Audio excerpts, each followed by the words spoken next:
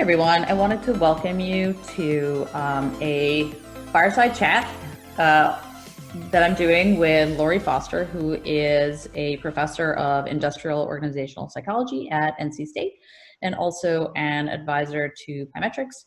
And as a welcome, I'm Frida Polli. I am the CEO and founder of a company called Pymetrics. Pymetrics uses behavioral science and artificial intelligence to help workforce decisions become more accurate and more fair.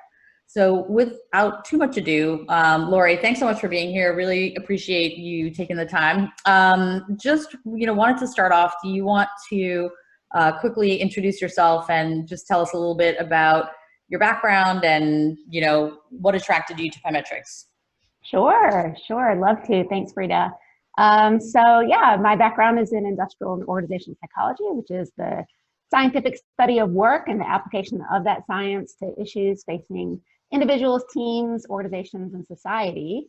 And I've been working alongside and with Pymetrics now for almost 2 years, which has been a lot of fun. There are really a few things that attracted me to Pymetrics and made me excited about collaborating and continues to excite me about the work that's going on. One, I would say, is the scientific roots in Pymetrics. So the background, the foundation was very much in academic neuroscience, and that spoke volumes to me. Of course, I love the idea of using non-traditional assessments and figuring out how, rather than just the usual self-report questionnaire, we might be able to tap into people's characteristics, their attributes. But it was really important for me to be involved with something that had a real scientific research base, and Pymetrics did from its very beginnings, as you might want to talk a little bit more about. The second thing was that before I joined, it was very noticeable to me that there were people like me there, people with a background in industrial organizational psychology who were involved, working side by side with data scientists and had a seat at the decision-making table. Which was important. Like I really liked the blending of perspectives and ideas, that was coming from these different disciplines to produce something that was really, I think, innovative and cool. The strength-based approach was, I think, a game changer, right? So this idea that everyone has a fit somewhere, and that our job is to find out what that fit is. Was pretty important to me, just even personally. It's something that I believe. And then person environment fit. So as an IO psychologist, that's something that I look at for myself. Mm-hmm. And I remember, even early on, kind of taking through, okay, like what are the values of this company? And it included things like choose positivity, being motivated by mission, act with integrity, humble and curious. And I bet you can't believe that I know all those off the top of my head, but I do, because they're super important and I see them being lived out all the time. That's great. Yeah. And I mean, look, so very quickly for the audience, Pymetrics. So prior to Pymetrics, I was an academic neuroscientist for 10 years at Harvard and MIT. Really loved the research that I was doing and strongly believe in it. And obviously that is the foundational science of a lot of what we do at Pymetrics, meaning we brought not only basically what I would call behavioral science, which includes, behavioral economics, everything that's not sort of, I would say that the traditional field of assessment has drawn heavily on, sort of big five and IQ, which is great. I think those are great foundations. I think, over the last, 30 to 50 years, there's been a lot of additional research that's been done outside of, potentially workforce, research, but certainly, cognitive psychology and science has come to the forefront, behavioral neuroscience, neuropsychology. There've been a lot of fields that have kind of cropped up in the last, call it 30 years. And I think that they've brought a lot of interesting new insights as well as methods. And so that's, I think, what Pymetrics tries to do is really leverage the existing research that's out there that's outside of the traditional knowledge of, sort of more traditional workforce assessment, scientific realms, and bring it into the fold. But I agree with you that obviously, adding the lens of industrial organizational psychology is super important. Anyway, so we brought all of that together to create Pymetrics. So we're super excited, and it is a very cross-disciplinary team in the sense that, you know, there's IOs, there are behavioral scientists, there are data scientists, and it is very, very cross-functional. And to me, that's like a natural way of working, because when I was a grad student and a postdoc at Harvard and MIT, like neuroscience is a very interdisciplinary field. I mean, people call themselves neuroscientists, but their degree may be in psychiatry, or they could be a software engineer, because I mean, again, it brought together the fields of, you know, physics and you know, clinical work and you know, it's like experimental neuroscience and software engineers. I mean, it really, you had to be able to work in cross-disciplinary teams. And I think, you know, the best science comes out of that. So hopefully we brought some of that to Pymetrics, and I'm glad that you saw that looking in. So, you know, you are very modest. You have a fascinating background that goes beyond the work that you do at NC State. Do you want to talk a little bit about, you know, I know you've worked with the Obama White House, you work pretty extensively with the UN. So how do you, just tell us a little bit about that, how that relates to the work that you've done as an IO, and then potentially even as it relates to some of the work we're doing here at Pymetrics. Yeah, absolutely. So when I first heard about Pymetrics, it was an NPR story that you all did, maybe like 2015. So I was at the time living and working in Washington, D.C., from 2014 to 2016 as part of the Obama White House Social and Behavioral Sciences team. And that was a really fun gig. Right there, I'm jealous. It was a really fun gig. Great teammates, brand new team. And our motto effectively was, we believe that government works best when it's built for people.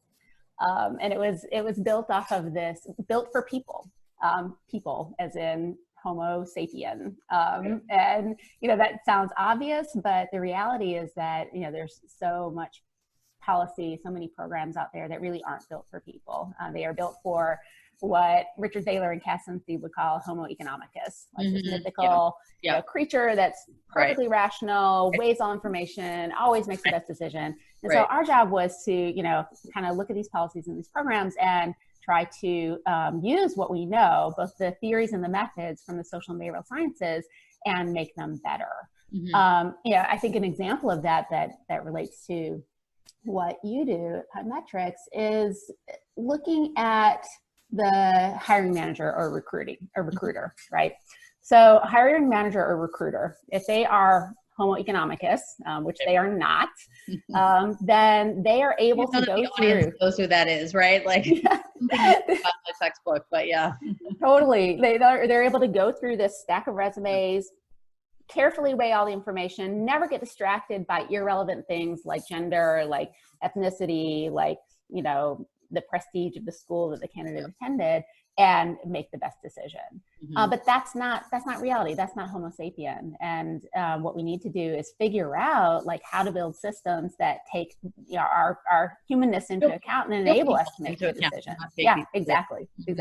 I like how Iris Bonet from Harvard, in her book, What Works, she talks about how we need to stop trying to de-bias our brains, like don't send people to another diversity program to try to get them to make better decisions, but we need to de-bias our systems. Correct. And to me, that's, you know, that very much relates to the stuff that's going on in Pymetrics. Cool. And your UN work is also super fascinating. Do you want to tell us a little bit about that? I mean, I know you're super involved in a lot of their SDG work, so.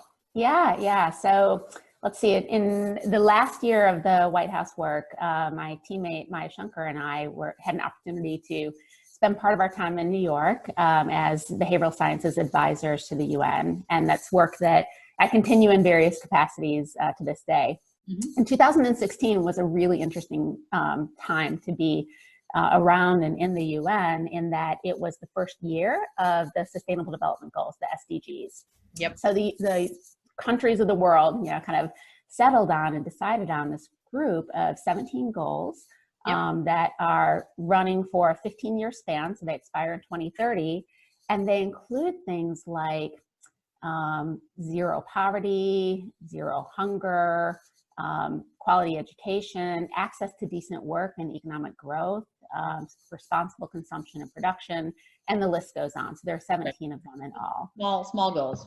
and amazingly that everybody could actually agree on these goals. Yep. That they did. And so they're really driving the global agenda going forward. And they include a lot of elements of diversity, inclusion, gender equality is goal number 5. So that's a really big one. And so really, that's the thread throughout all of my work at Pymetrics, my work in the lab at the university, my work with the UN, is these are projects that are in some way, shape, or form connected to the Sustainable Development Goals. Yeah. As I mentioned, and this is the question for you, Frida. One of the goals is around gender equality. Mm-hmm. Some of the goals, if you dig into them, they'll talk about like promoting entrepreneurship. Mm-hmm. And I know that you don't necessarily fit the mold of the tech startup entrepreneur. So I'd be curious as to, any thoughts or reflections that you have on what it's like. Yeah, definitely. Well, I mean, I think, it's interesting because, so again, I was an academic scientist and actually, really, really enjoyed the research we were doing. As you know, I think research is very near and dear to my heart. So the challenge was just, at least in my field, right? There wasn't like an obvious way to impact people unless you wanted to start sticking electrodes in people's brains, which, that didn't appeal to me so much. So, therefore, I went to business school thinking I want to do something with my science. It wasn't clear to me how or what, but I knew that I wanted to apply what we're doing. Fast forward, go to business school. All MBA students do for 2 years is really recruit. And so therefore I had front row seat to recruiting for 2 years and just thought to myself, wow, this is so outdated in terms of it hasn't changed since I was in college. And that was a while ago. And we have all these great tools. We have, ways to assess people's cognitive and emotional traits in a different way. We have, data science and machine learning that can really, aggregate data and analytics in a different way. And we can make this all tech enabled. So to your question, I saw this obvious need. And yet, again, I've talked about this before, but I was, in my 30s, I was a single mother at the time. I wasn't an engineer. I always say I was the lowly neuroscientist of the co-founding pair. And so it just didn't really look like a tech founder, right? And so, yeah, I had self-doubt. I think others also, expressed doubt.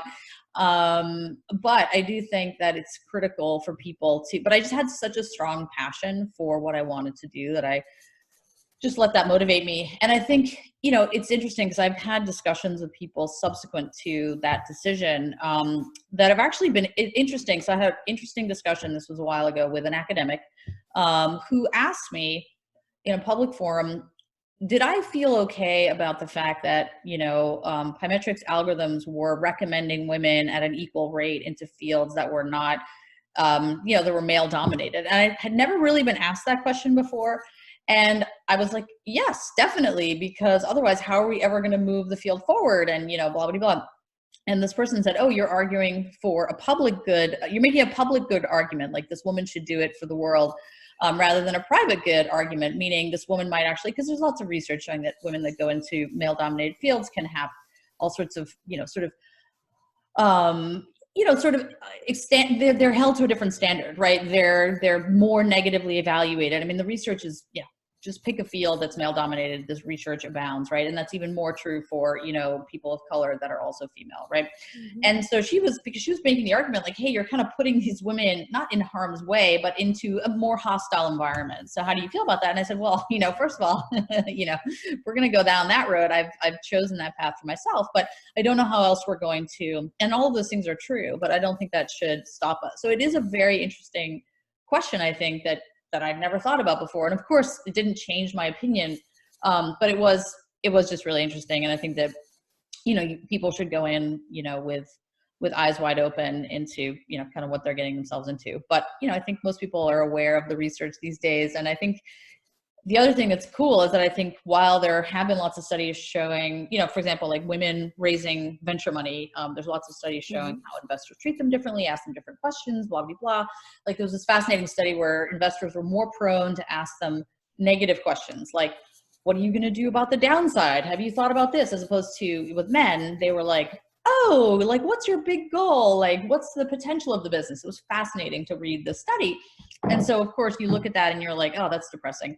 But what was cool about the study is they then went on to show that if a woman basically answered the question as a positive one, as opposed to, you know, the investor says, oh, have you thought about the downside? The woman says, I have thought about the downside, but let's think about the upside, and then framed it as a positive question, the gap in funding decreased. So I think what's so cool about research, even when it's showing sort of negative things that we may not like, it actually hopefully also provides a solution, which I think is great.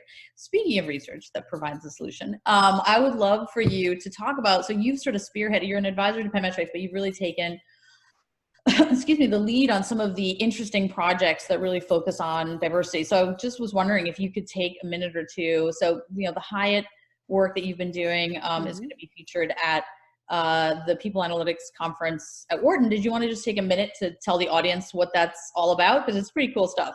Yeah, absolutely. Absolutely. So I think the projects that I'm drawn to in life, and this is an example of one of them, are projects where they're good for everybody projects. And by that I mean they're those projects, they're the problems and the solutions that are good for the employee, but also good for the employer and good for the economy that employer is embedded in, right? And there's lots of, you know, so two, you know, big picture, like two concepts that I see as good for everybody. One is diversity, which is one of our topics today. And another one is person-environment fit. So diversity is, you know, there's a really good article that just came out last month in the Journal of Applied Psychology by Lee et al. It's a collaboration with Sherm, where they showed with a very large sample that age diversity, for example, in the workplace is associated with higher organizational performance. That's awesome. So it's, you know, good for people who feel like they've got an equal shot at these roles and live, you know, work in an inclusive environment, and good for the organization. Or, you know, when we look at person-environment fit, lots of different studies. Amy Christoph Brown and her colleagues published a meta-analysis in Personnel Psychology showing that when there's fit between a person and their job, between a person and their organization, then good things happen for the person. They experience less strain, more satisfaction. Good things happen for the organization, better performance, more commitment, things like that. So these are like big picture, like good for everybody solutions, and that underpins a lot of the Pymetrics project, really all the Pymetrics projects that I've been involved in, including this one that was funded by the Rockefeller Foundation. So I love this project. This was one where the Rockefeller Foundation has a very keen interest in what they call impact hiring. Impact hiring is a double bottom line solution that's focused both on people and profit, so both economic and social indicators. So they're interested in particular a population that in the United States is often called opportunity youth. Outside of the United States, often referred to as NEETs, N-E-E-T, which is youth who are not in education, employment, or training. So essentially, this is a group of people who are kind of disconnected, disenfranchised, and the problem and the question that this grant project related to was, how do we reconnect, right? How do we get these young people back into education, employment, or training, or in our case, into employment in particular? And the idea was to potentially use Pymetrics to connect them to jobs. All right, so the first thing that, of course, we needed was jobs and an employer who was willing and interested and committed with working with this population of disconnected youth. And after some looking around and a lot of work on the part of a number of people, we found Hyatt to be the ideal partner for this project. They have a huge commitment, as many people will know, to opportunity youth. They have a program called Rise High that's very much focused on connecting these individuals to resources. And they identified several entry-level jobs, things like bell desk attendant, steward, entry-level culinary, that were open and available for these youth to apply to. Now, the second trick was, of course, like connecting, matching these youth to jobs that fit. Jobs that fit, again, because we want to set them up for success, not put them in a situation that is an ill fit. And that's where Pymetrics came in. As is typical in the Pymetrics framework, it started with getting strong performing incumbents in each of those roles to go through the neuroscience games. And with that, of course, we were able to use AI, machine learning, to model performance in each of those roles. And of course, it looked different. Like the attributes that typified success for entry-level culinary was not the same attributes that typified success for bell desk attendant, etc. Which is good because people are really different from each other too. So yeah, exactly. So next step was to get the youth to play the games. And I say that casually. I was not feeling casually at the time that this was happening, in part because as an IO psychologist for the past 20 years, I have a long history of people not filling out the stuff that I want them to fill out. Yeah. And I've even studied. But that's kind of the beauty, right, of gamifying stuff, is that you go from like a 50% completion rate to like, you know, a 90% completion rate, right? It was amazing. It was amazing. I mean, even like, you think about, I mean, quality, if anything, improving data quality. So yeah. It was amazing. You think about, I mean, this population by definition is disconnected, is disenfranchised. So this is not, you know, this is not the group that's, you know, raising their hand and standing in line to sign up for stuff. And yet, amazingly, like we had a fantastic response rate. We had more than 200 youth who played the games. More than 97% of them were a high fit for at least one of the roles. And then placements ensued around the world, actually, within the United States and beyond. We haven't solved the whole problem of disconnected youth yet, but the partnership continues. And there's a real commitment, actually, to moving this forward. No, that's great. That's great. Yeah, and we're tracking the outcomes closely and eager to see the, you know, the results, basically, right, that will be coming out, you know, in relatively short order. So it's very exciting. Yep. And, you know, I think that just showcases, I think, some of the sort of the things that thread through all of Pymetrics, right? So to your point, it's capturing many behavioral attributes through, you know, game-based assessment. I think everyone knows that at this point. I think the other thing, again, to highlight is the, you know, is the custom fit. A lot of people ask us, well, why don't we just use generic models, or why don't we, I don't know, XYZ. And, you know, the challenge is, I think that, you know, historically we've grown up in a society, whether it's school that makes us feel this way, or, you know, hiring makes us feel this way, which is that, oh, if you have these attributes over here, you're going to be a good fit everywhere, right? And if you don't, you're kind of, you know, out of luck, basically, right? And I have always questioned that. I mean, so a personal example, I have my 14-year-old is dyslexic. And, you know, she's very bright in many ways, but for example, certain things are not suited for her. So if you just go to sort of standardized testing, there are lots of different types of people that don't do well in standardized testing, right? And by the way, dyslexics are commonly not captured well. However, dyslexics are very overrepresented in entrepreneurs, right? So again, if we just take this one size fits all, that like, oh, everyone that does well in standardized testing is going to be a good employee or a good whatever, we're totally missing that connection. And so, and again, it goes back to sort of Stanford Binet versus, you know, Robert Gardner and his 7 theories of intelligence. I mean, this has been like an age-old debate. And I think that unfortunately, to some extent, the idea that there is this one size fits all has won out because it's easier. I think it's easier, right? I think it's easier to say, oh, if you do well on IQ tests, then you're going to do great everywhere. But you know, that's just not the way the world works. I don't think that's just not realistic. And I think, and again, this idea has been around for a long time, these theory of multiple intelligences and whatnot.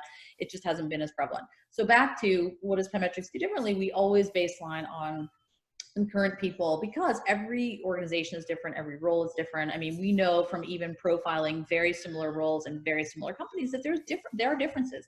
And again, not only does it make the fit much closer, right, to what you're actually looking for, but it also, so again, I'm just going to go out on a limb here. I don't come from the assessment world, but there's sort of this idea that people don't like assessment. And I think the reason people don't like assessment is because they view it as this, like, I'm going to fail. And how many times have I had to explain to people that there is no way to fail Pymetrics? And they look at me like, oh no, you must be lying. There has to be a way to fail Pymetrics. I'm like, there is no way to fail Pymetrics. Like, you cannot fail it, because people associate assessment or tests with failure. And of course, everybody who wants, you know, again, and plus hiring in general is sort of a not exciting experience for people, right? The point is that when you create a fit-based system, and there are others out there, we're not the first. I mean, we took something that is, you know, there are definitely, you know, groups of people and assessment vendors out there that do fit-based assessments. So we're definitely not the first. But I think the age of data-driven analytics really allows us to do this at scale in a way that wasn't possible before, right? And so the point that I'm trying to make is that it's a totally different experience. It's so much more hopeful. It becomes, instead of a pass-fail experience, it's a Harry Potter sorting hat. It's like, you have your fit. I mean, I can, with absolute veracity, say to anybody that they have not only a fit, but multiple fits, right? And maybe tens of fits, or who knows, right? The question isn't that you don't have a fit, it's helping you find that fit, right? Yeah. And I think that if every person on the planet believed and was interacting with a system that really made them feel like, I have a fit somewhere, or I have many fits, many places, the world would be a different place. You know what I mean? Yeah. And again, I'm going off a little bit on a soapbox, but like I've said this many times, that I think hiring has to become more like dating, right? Yeah. We don't tell, hopefully not in this day and age, 2020, a person to go into dating to pretend to be someone they're not, right? We don't tell them like, oh, pretend to be this, pretend to be that, and you'll find your right fit. We tell them, hopefully, be yourself, warts and all. That's how you're going to find your perfect person. Now, I'm not sure that was true, 50 years ago, 100 years ago. Maybe you were told, do this, this, and this, and you're going to find your perfect man or woman. And I think, unfortunately, the message out there in hiring is still be this, this, and this. I mean, one of the more offensive ways I've seen this, I mean, you've probably seen this too, articles on how to, and I'm not kidding, whiten your resume for people of color. I mean, like, I don't know, doesn't anyone other than me find that slightly offensive? I mean, why should I have to whiten my resume? Why should I have to hide my race? I mean, again, I don't have to do it, but why should anybody, right? Mm-hmm.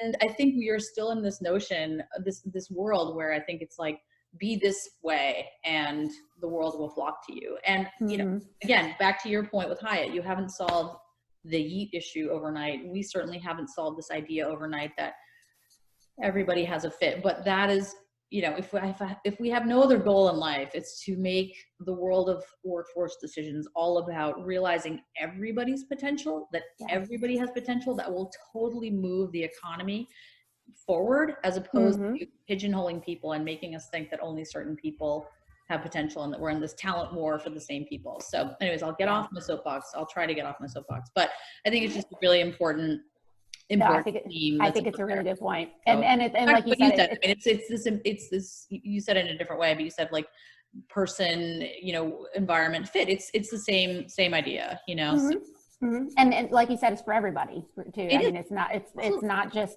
entry level jobs. It is, the whole spectrum of one's lifespan and career span, where these issues of fit, and applications and whatnot come up. And I think again, it's so commonsensical, right? I mean, if you think about it, like, it just makes perfect sense. Like, would I be good at all jobs? No. I mean, there are plenty of jobs I'd be terrible at. And, I saw this firsthand at HBS. I mean, there's many companies that come to HBS, like they find it fertile ground, obviously. And that was sort of what prompted me to build Pymetrics, is like seeing these very talented colleagues of mine think they wanted to be fill in the blank, right? And they were talented, they would work to, not fake, but basically be that person that company wanted to hire in that role. And then, I kid you not, 3 days into their internship, they would be like, I hate my job. And everyone in their inner circle was like, well, we sort of thought that you would, and I think told you, but and so that's just a perfect example, right? Of when people are sort of assumed to have infinite potential, it's actually not true. And when people are assumed to have no potential, that's not true either, right? Both, like, people are people, and we're all well suited for certain things, not others. Anyways, I'll stop talking. I got a little carried away. So, so do you want to tell us a little bit more about some of the other research projects that you're involved in? So I know you're doing some really interesting work, again, using the Pymetrics platform with Russell Reynolds. I think, similar themes there. Do you want to tell, but very different than the Hyatt work. Do you want to tell us a little bit more about that? Yeah. So really different in that it's at the other end of the spectrum. And what I like about this one is, so we talked about the Sustainable Development Goals earlier in terms of reducing inequalities. There's also the very last goal, SDG 17, is called Partnerships for the Goals. And that's relating to how important it is to form these partnerships actually, amongst organizations, between the private and public sector, to push these goals forward. That's one of the things that I've seen Pymetrics be really good at, is partnering with other organizations to do research. So this example from Russell Reynolds is one of those, where there's a partnership with Russell Reynolds, which does a lot of executive search and recruiting, where we're looking at now what typifies a high level, like a C-suite leader. So I think, a lot of folks who are listening to this are interested in increasing diversity at those upper levels, which has been a persistent challenge, even as more women have entered the workforce, women and ethnic minorities. And so it's just really like digging in, doing research. We've gotten lots of different C-suite level leaders to play the games, so they enjoy it too. Again, it's not just young people, and are in the process of really modeling performance at that level to understand both what the characteristics look like that typify a leader, and how those may or may not be related to gender and ethnicity. And I know that there's some good processes in place, including Audit AI, that in the instance in which there is bias in a model, enables us to reduce that and to take it away. So yeah, I'm excited about that project. Totally different end of the spectrum, but exciting stuff. Yeah. And I mean, I think that's another thing just to point out is that I think, we were talking about this just before we started taping, that Iris Bonet, who's, sort of a pioneer in this field of diversity and equality, states in her book, do you want to just summarize it? Because I think you said it beautifully, and then I'll just tag on to that. Yeah. So, I mean, I think she does a really good job of kind of pulling behavioral science and behavioral economics into the context of gender equality in the workplace, and talks about basically how the limitations and the quirks in how we think can actually lead us astray when it comes to both good decision making and also equity and inclusion in the workplace. So yeah, she's very much a proponent of not just pinning the solution on individuals, but organizational systems. Like, how do we kind of embed behavioral science into organizational systems to ensure that those systems aren't biased, that those systems are fair? Because that's where we have a huge potential to make some real change. Exactly. And I think you summed it up by saying, don't try to debias your brain, debias your system, right? And that's something that I always tell people as well, which is, as a cognitive neuroscientist, I can tell you that, bias is as inherent in human beings as breathing. And, you can see it as a flaw, or just as just is part of us. And we all have it. And again, the research on unconscious bias training has been very sort of unanimous in saying, unfortunately, it doesn't work. And so therefore we have to turn to debiasing our systems, because those are things that we can check. And I think that a hiring system or any kind of workforce system that involves algorithmic decision making is actually a great way to check your systems, right? Because again, I always say that, like, a human brain doesn't leave a paper trail, right? If I tapped you on the shoulder and said, hey, Lori, can you tell me how you got from decision A to decision B? Like, you probably couldn't tell me. You could try to, I mean, there's so much research on this too. Like, Zajant did this great early study basically showing, do you remember that? You know who he is? He's like, It's this great study of, like, and he starts out his textbook by saying, I had to make a decision. I made a pro column and a con column. My con column was like 10 times longer than my pro column. And yet I, went with my pro column. I mean, that's how the human brain works. We're not able to surface all the reasons we made this decision or that decision. So I think that's why, versus an algorithm, I mean, it has to, right? Because it doesn't work unless it can do A, B, C, blah, blah, blah. And so that's, I think, the nice part is that it does leave a paper trail, and then you can audit that that trail. And you can audit that trail. And, again, we've sort of been proponents of doing this and have not only self-audited our systems, but we're now engaged in a third-party audit of this using a research group out of Northeastern to do the third-party audit, which I think is, and we hope that more people will do the same, because I think that, again, back to this idea that people mistrust assessment, mistrust algorithms, I think part of that is because they have sort of been conditioned to think that these are black boxes. And unfortunately, for too long, I think they have acted that way, and without any sort of feedback to people, without any oversight. And I do believe that they should become more prevalent as part of our hiring system, because I truly think that we have much better hope of debiasing an algorithm, as I mentioned, than a human brain. But they need oversight, and they need that. So I think that's, you know, super Absolutely. important to kind of think Absolutely. about that. Yeah, you talked about the audit being done by the colleagues at Northeastern. Yep. This is the organizational psychologist in me coming out, but this might be a first, that it was just so much fun to see your employees literally excited about the auditors coming in, like so excited to talk about everything that they do. Yeah. And that's just something that I don't see every day. So it was fun. Thanks. Yeah. Well, I think so, and again, I think it's because it was built with this idea of like, hey, let's build something that works for everybody. Back to your point, I think we have a very similar philosophy, which is, you know, I think that, you know, for whatever reason, whatever attribution you make to bias still existing in the system, I don't think anybody's happy about it. I don't think employers are happy about it. I don't think hiring managers are happy about it. I don't think job applicants. So nobody's like jumping up and down being like, woohoo, this is awesome, let's keep this bias going. Like everybody is frustrated, right? And I think that's the thing to note, is that I think there's a very rare person that thinks this is a good thing, right? Anyway, so let's just leave it at that. And so the point is finding ways to not have that anymore benefits everybody. I mean, all of our clients are clients that value diversity, that want to see better diversity outcomes in their hiring, and so on and so forth. Obviously, all job applicants want to be treated fairly. I mean, what job applicant wants to be treated unfairly? That's absurd. So we have the preponderance of goodwill and desire on our part to remove bias from our systems, and yet, you know, it does remain challenging. Do you want to speak to why do you think some of those challenges remain? I mean, what is it in your mind? Do you think it's because we over-rely on humans, or what do you think from your industrial organizational perspective? I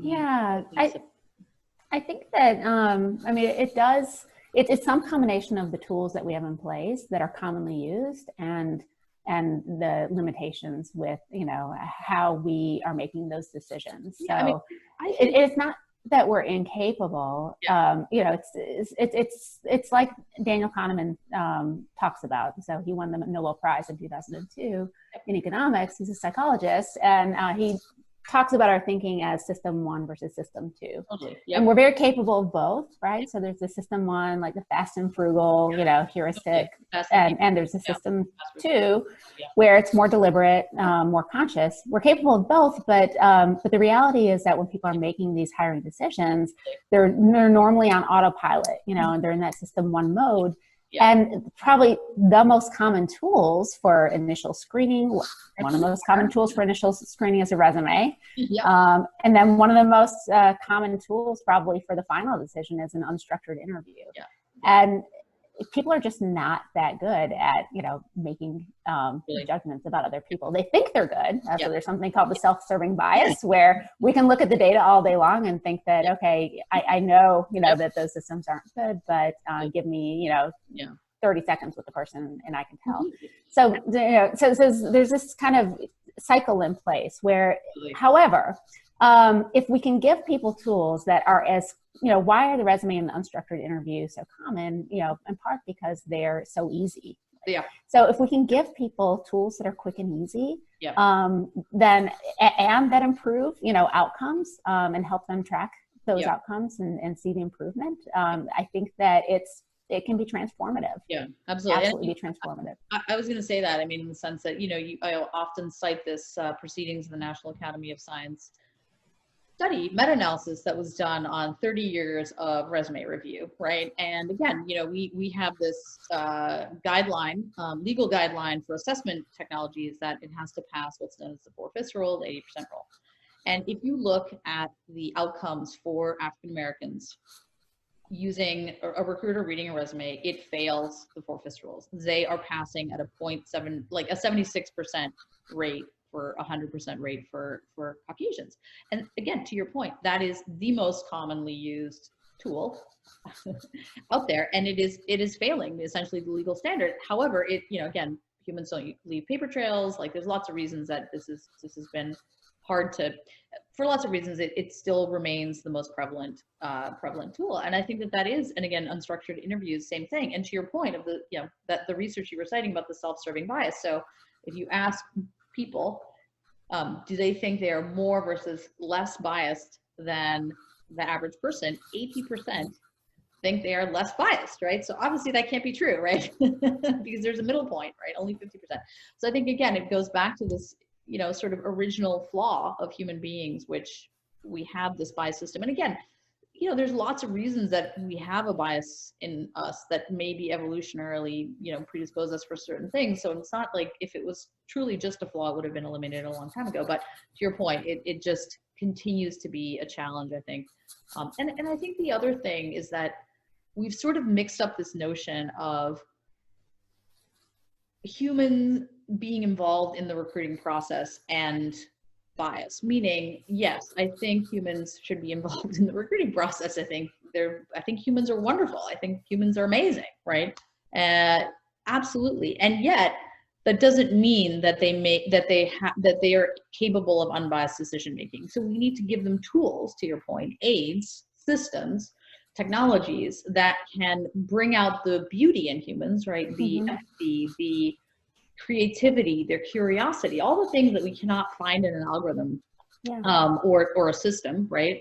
And yet allow that system to work in the background. That's how I view it, to help them, sort of bring out the best in what a human being brings to the table. And I think sometimes those things are not sort of teased apart. People think, oh, if you want to add an algorithm, you want to get rid of humans, which isn't true. Or if you think humans should be involved, you think they make better decisions than algorithms, which isn't true. And I think medicine is a great example of that, where they find that it's really the diagnostic algorithm plus the doctor together that make the most accurate diagnosis. And, nobody wants to go into a doctor's office in, a year's time or 5 years' time and be greeted by a computer who tells them they have cancer. No, that's not what we're looking for, right? But there's, again, a lot of evidence showing that the two together, create better outcomes. Yeah, it's a matter of letting everyone do way longer than we have. So letting everyone do what they do best, right? And so, kind of understanding what algorithms are good at and what people are good at, and kind of dividing the work accordingly. Yeah. So Lori, we've got a few minutes left. What are the things that are exciting you most about sort of some of the research that you're doing writ large? What are some of the sort of interesting things coming out of your lab at NC State? Or, you're involved in so many, you're, again, very modest. You're working with Dan Ariely and a bunch of stuff. What are some of the things that, completely unrelated to the conversation we've had so far, really exciting to you in the next year? Yeah, well, there's a lot going on. So yeah, I have, I think about 8, 9 active doctoral students in the lab right now who are all doing research. So the lab is called the 4D Lab, which focuses on research at the intersection of work, psychology, technology, and development. And so we're really essentially trying to figure out how to combine IO psychology and technology in service of these development goals. That won't surprise you, given everything that I've been saying today. And how does COVID enter into your thinking? Because I think that there's been so much, and I just wanted to add that as well. I forgot. You're thinking of sort of how we can optimize for the future, because I think obviously that's top of mind for everybody. I'm sure you've had very interesting thoughts on that. Yeah, absolutely. Well, there are a lot of implications, of course, for work and for development both. Too many to name here, but I will say that one of the big questions is redeployment of talent, right? And so as people are losing jobs, how do we help them pivot in a way that makes sense, in a way that, is going to be a good fit, in a way that if they need a job right away is not going to require 4 more years of school. And sometimes those answers honestly are not obvious. But if you use the data, you can figure them out, right? In a lot of different contexts. So how can we, understand and analyze work such that we can help people to pivot if they lose their job, if you're looking for a job, either, redeploying that talent within a company or, to a different company. So there are a number of different projects that are related to that. And then just looking at people's receptivity to algorithmic hiring, looking at, there's one of the students, Liz Tracy, is looking at women in entrepreneurship and how to promote that a little bit more. I've been collaborating with Michael Friza, who has developed a really nice entrepreneurial training program. And we've been delivering that in different parts of the world. One of my former students, Alex Flossenberg, is doing a lot of research on that. So yeah, it's been fun. You know, these students are so bright and so motivated. One of them doing her research assistantship at Pymetrics, and she's really enjoyed the opportunity to just do basic research. Yeah, Jenna McChesney, on how Pymetrics relates to the Big Five. So getting to, you know, collect original data and do a counterbalance design and like, you know, research all those things we love in research. That's right. Yeah, totally. So, and you know, one thing I don't think we've even shared with you, because it's kind of hot off the press, is we are partnering with a skills platform that actually has a fantastic sort of updated version of ONET, meaning they tie into ONET, but they've really made it more granular than ONET. And we're partnering with them to help with this exact same problem of redeployment. So we're going to be, did we tell you about this? I don't think we have, right? Like, we're going to marry soft skills and hard skills, and give people, it's going to be geared towards, you know, the 26 million people now, which is just heartbreaking, that have basically in the United States alone that have become unemployed as a result of COVID. And what we're going to do, obviously, is it's completely free for anybody who is out of work or been furloughed. And the idea is to help them basically match to their next best fit job. And we think it's critical to take into consideration your skills as well as your soft skills, because I think both of those can be really important in sort of helping you find your next path. And this is actually being done in combination with another. So we're a WEF technology pioneer company, and we're doing it with another tech pioneer company, which again, I should be able to say shortly, but it's really exciting. And I would love to get your thoughts on it also, because it's branching out a little bit for us, because we traditionally don't look at hard skills, but I think in this particular instance, it's important to look at both, and it will be something that we'll have added to the platform in general. And so it'll be great to see kind of the different ways you can look at somebody based on both of those things are critical. So that's great. Yeah. These are challenging times, but hopefully some opportunities to really use the data to help people through these challenging times. Well, and I think, you know, back to how can algorithms help? I mean, think about it, right? Like, we've seen so many articles on COVID as to how it's, you know, worse for people of color, and, you know, basically just, you know, I mean, Trevor Noah had this, you know, funny but not funny thing that he's like, oh, everything has taken a break during coronavirus except for racism, right? And again, he's a comedian, he can say stuff like that. But the point is that, you know, unfortunately, there have been these different outcomes for people of color, right?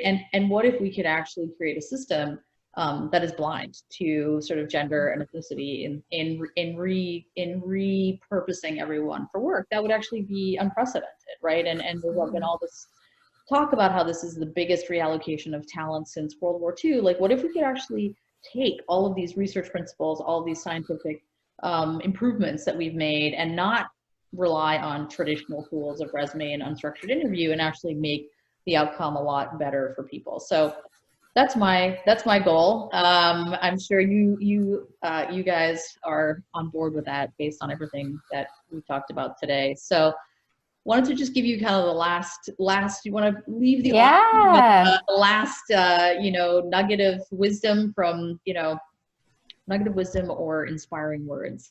I'm gonna put you on the spot. Well, I think that hopefully some of the themes that have come out of our conversation are how much opportunity there is actually to improve the status quo right now in a way that is good for everyone, in a way that's good for employees, good for employers, that pushes sustainable development forward, because I don't think it's a zero-sum game. In fact, I know it's not. I know that there are solutions and possibilities out there. One of Pymetrics' values is strive for the impossible. Right. And some of that impossible is starting to look a little more possible every day. And I think that, we need to be pushing forward in those directions. Thank you, Lori. That was very inspiring. So really appreciate you taking the time. Again, thank you for being an advisor to Pymetrics. We learn every time we talk to you. It's amazing. There's always nuggets of wisdom coming out of that.